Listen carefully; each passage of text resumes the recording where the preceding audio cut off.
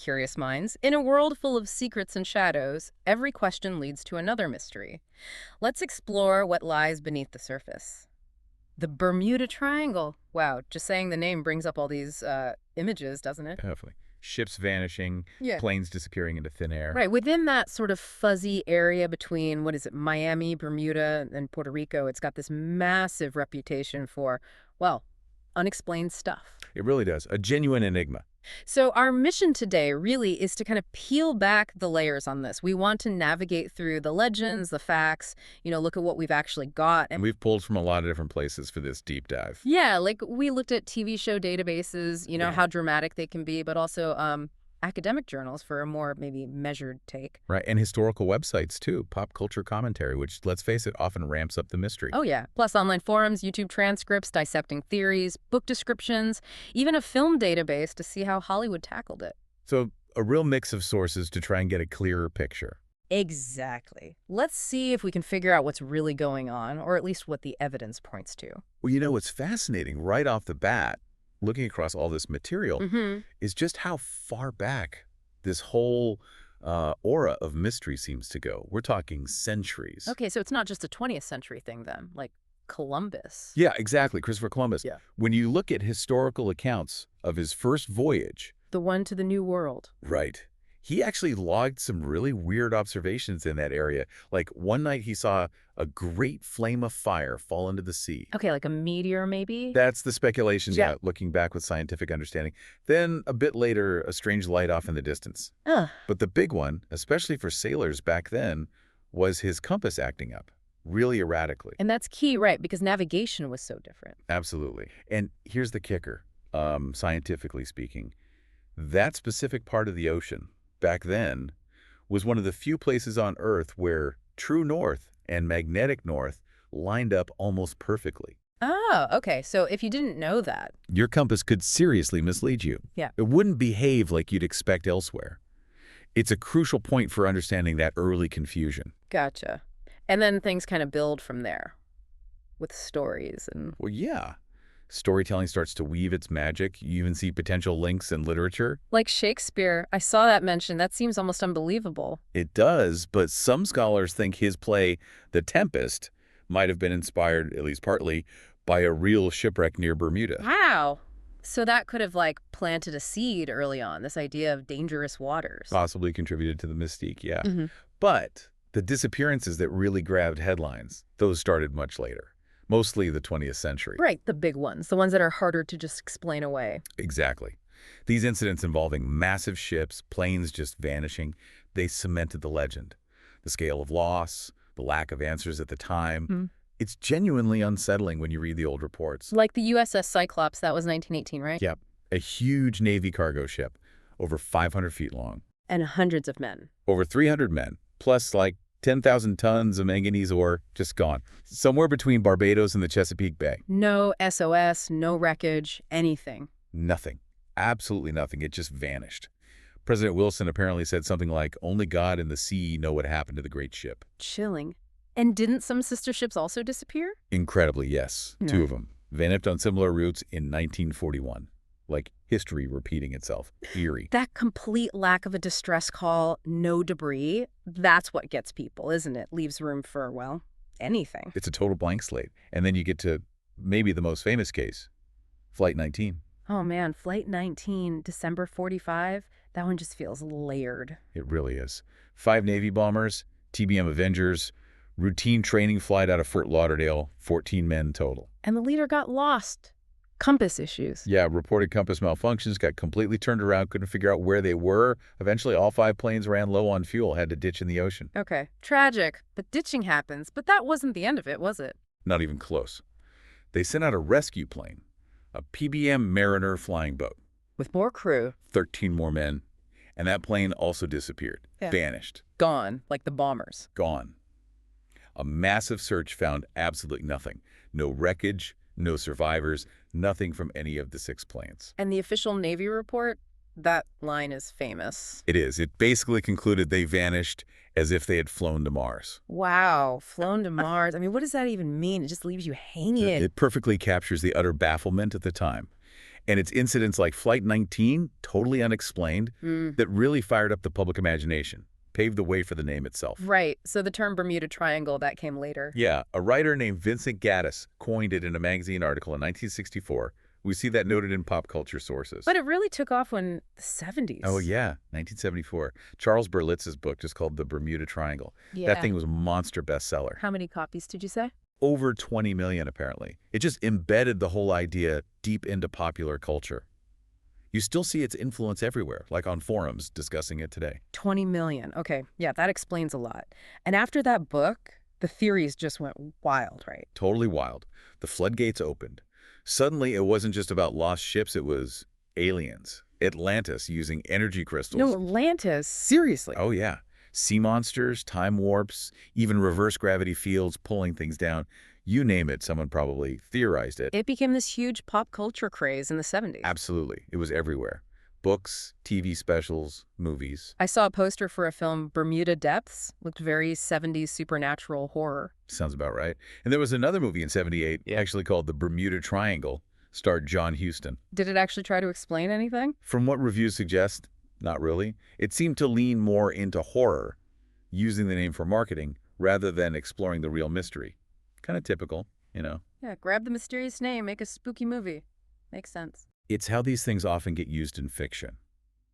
But if we pivot back to the real world, looking at the JITA, the scientific perspective, it paints a very different picture. Okay, let's dive into that. The counter-arguments, the skepticism, what's the main point there? Well, first off, the idea of looking for one single reason for everything that's ever happened there, it's just not logical. Right, like trying to find one cause for all car crashes in California or something. It doesn't work like that. Exactly. It's going to be different factors and different incidents. And importantly, the big authorities, the ones who deal with maritime safety and insurance. Lloyd's of London, the Coast Guard. Yeah.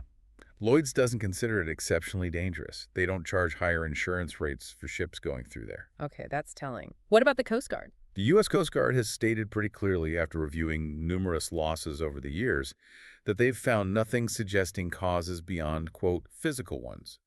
They explicitly say no extraordinary factors have ever been identified. No extraordinary factors. That's pretty direct. It is. And when you actually look at the area itself, geographically, it has its own challenges, right? Sure. It's the Atlantic. Storms can pop up fast. Exactly. Unpredictable, sometimes severe storms. Plus, you've got lots of shallow reefs, shifting sandbars, tricky navigation. And the Gulf Stream current runs right through there, doesn't it? That's powerful. Very powerful. So you've got storms, reefs, strong currents. These are things that cause accidents everywhere in the world, not just there. So standard ocean hazards, basically. But what about the more science-y theories? Magnetic stuff. Right, the magnetic anomaly idea. We hear that a lot. Reports of compasses going haywire, electronics failing. Is there anything to that? Well, the idea of a permanent super strong magnetic vortex, that's largely been debunked by research. The Earth's magnetic field is slightly weaker there than some other places, Okay. which means slightly more solar particles get through. In theory, maybe some minor interference with sensitive electronics, but probably not satellites. But other places have weak fields too, without being mysterious disappearance zones. So no giant magnetic ship-eating monster. Doesn't look like it, based on the science. But there is that historical navigation thing we mentioned earlier, the agonic line. Right, the agonic line. Remind me again. It's where true north, the geographic pole, and magnetic north, where your compass points line up perfectly. So the compass points directly to true north. No correction needed. Exactly. And for a long time, part of the Bermuda Triangle was on that agonic line. If you were a sailor back then, relying purely on your compass, and you didn't know about this. You could get seriously off course without realizing it. Precisely. Thinking you're heading straight north, but maybe drifting way off course over time. And potentially ending up in those reefs or shallow waters you mentioned? It's a very plausible contributing factor for some of the older cases, especially pre-20th century or early 20th century. But the line moves, right? It's not there anymore. Correct. The Earth's magnetic field shifts. The agonic line isn't in the triangle today, so it explains some past potential issues, but not recent stuff. Okay, that's a really key historical point. So stepping back again, what about just the numbers, the statistics? This is where the myth really starts to unravel, statistically speaking. First, you have to remember the Bermuda Triangle covers some of the busiest shipping lanes and flight paths in the Atlantic. Right. Tons of traffic. Huge amounts. So just by sheer probability, you're going to have more accidents happen there just because there are more opportunities for things to go wrong, like a busy highway versus a quiet country road. Makes sense. More cars, more accidents, even if the road isn't inherently more dangerous per mile. Exactly that logic.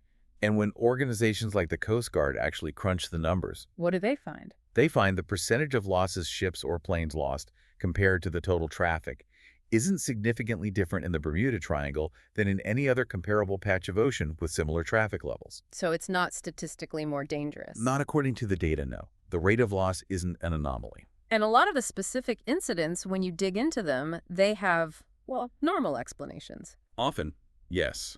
Tragic, but understandable explanations. You find records of severe weather that wasn't initially reported, clear cases of human error, documented mechanical failures, things that happen everywhere. And haven't some of the classic mystery ships actually been found? Yes, that's a huge point. The SS Cotopaxi, for instance. Vanished 1925, became a triangle legend. Right, I remember that name. Well, in 2020, they found the wreckage off Florida. And the analysis points pretty strongly to leaky hatch covers during a bad storm. Tragic seamanship issue, not a supernatural vortex. Wow. So a famous case just solved. Deflates the mystery quite a bit. It really does. And it makes you think, how many other stories were built on incidents that either didn't happen in the triangle or had explanations that just got ignored for the more exciting story? Like things just getting lumped into the legend. Exactly. There's even a supposed 1937 plane crash off Daytona Beach, often cited. But local newspapers from the time have no record of it at all. It might just be a story that got started somehow. So the legend kind of feeds itself, pulling in unrelated or even non-existent events. It seems that way sometimes. The narrative becomes powerful. And it's not the only place with these kinds of stories, is it? These mystery triangles. Oh, not at all. The Pacific has the Dragon Triangle near Japan, sometimes called the Devil's Sea. Same kind of thing. Disappearances. Pretty much, stories going back centuries, maybe even involving Kublai Khan's fleet, though that was likely typhoons. More recently, fishing boats, research vessels. One ship, the Kiyomaru No. 5, vanished while actually investigating the area. Wow. And similar theories. Folklore plus science. Yeah, local legends involve dragons, Yeah. naturally. Scientific theories point to volatile underwater geology, volcanoes, seismic activity, methane hydrates, complex currents. Similar mix of factors. And closer to home, North America. You've got the Lake Michigan Triangle. Stories of vanished ships, a Northwest Airlines plane that disappeared in 1950 with 50-plus people. Over a lake. Yep. And a really weird one about a Captain George Donner in 1937 supposedly vanishing from his locked cabin while crossing the lake. Okay, that is weird. And then inland, there's the Bennington Triangle in Vermont. More about people disappearing on land in the 1940s and 50s, hunters, hikers just vanishing in a specific area. It's strange how these mystery zones pop up. Shows our fascination with the unexplained, I guess. We look for patterns. Definitely. And speaking of modern fascination, I saw you looking into the Grand Theft Auto connection. Huh. Yeah, you know, with GTA VI set in a fictional Florida, people online, like on Reddit, are buzzing about whether the Bermuda Triangle will be in the game. What are they hoping for? Hidden islands? Weird events? All of the above. Hidden islands, underwater labs, strange stuff happening in the sky, sudden storms. Some want UFOs, ghost ships. Others think sea monsters might be too much for GTA. It shows how ingrained the myth is, doesn't it? Even in a game context. Totally. And apparently some leaked development footage from 2022 briefly showed a submarine in the Bermuda Triangle. Could be cut, obviously, but it got people talking. So fans are seeing it as a potential spot for secrets. Easter eggs. Yeah, exactly. Crashed planes, creepy fog, weird sounds, maybe a big, nude, chili-eyed mystery type thing like in the last game. It's just perfect fodder for that kind of game environment. It really highlights the triangle's enduring cultural power. But maybe we should circle back and explicitly tackle some of those more persistent paranormal explanations that still float around. Good idea. Let's debunk a few directly. Like Atlantis, using energy crystals to sink ships. Really? Yeah, the Atlantis theory, it pops up. But there's zero archaeological or geological evidence for Atlantis, let alone powerful energy crystals, anywhere near the Bermuda Triangle. It's pure speculation, based on myth. Okay. What about space-time warps, rifts in reality swallowing things? Again, absolutely no scientific basis for that. The physics just doesn't support stable space-time anomalies existing there and selectively swallowing vessels. It's science fiction, not science fact. And alien abductions, the UFO connection. Well, alien abduction stories exist worldwide, right? There's no credible, verifiable evidence linking them specifically or more frequently to the Bermuda Triangle than anywhere else. It's an overlay of one mystery onto another without proof for either. Right. And the Kraken, giant squids pulling ships down. Ah, the Kraken. Huh. Classic sea monster lore. Giant squids are real, yes, and huge. But attacking and sinking large, modern ships, there's absolutely no evidence for that. They're deep-sea creatures, generally shy. It's folklore, not a plausible explanation for lost freighters or planes. So when we put it all together, all the sources, the history, the science, the stories, what's the big picture? Well, it seems the Bermuda Triangle's mystery is really a combination of things. It's a very busy area, so accidents are statistically more likely just due to volume. Okay. Then you have very real, potent natural hazards. Sudden storms, rogue waves, strong currents, navigational challenges like reefs. The rogue waves idea is interesting too, those massive unexpected waves. Exactly. Rogue waves can appear seemingly out of nowhere, potentially explaining some sudden disappearances without distress calls. They happen worldwide, but the conditions there can certainly generate them. And historically, that agonic line issue caused genuine confusion for early navigators. Right. And layered on top of all that is the undeniable power of storytelling. Unexplained events are compelling, and pop culture absolutely ran with the Bermuda Triangle, amplifying the mystery far beyond the facts. So, bottom line. Despite all the hype, the statistics just don't back up the idea that it's uniquely dangerous compared to other busy ocean areas. That seems to be the most rational conclusion based on the available data from authorities like the Coast Guard and insurers like Lloyd's. The percentage of losses isn't abnormal. The legend is much bigger than the statistical reality. Precisely. It's a fascinating case study in how location, natural phenomena, historical context, and cultural storytelling can combine to create an enduring myth. Some answers only raise more questions. Until then, stay curious.